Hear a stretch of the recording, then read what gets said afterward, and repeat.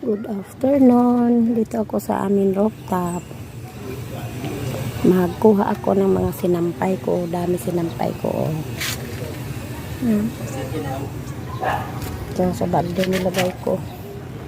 Ito yung drum na ginawa ng papa ko sa taas na para makapag-ipon ng tubig. Bombahan doon sa baba. Dito na siya maipon. Yan. Ito yung rooftop namin. Magulo. Halo-halo lang ang mga tanim.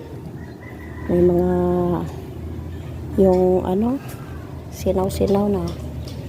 Yung gamot ng arthritis. Uric acid. Tapos mayroon din akong mga halaman na snake plant.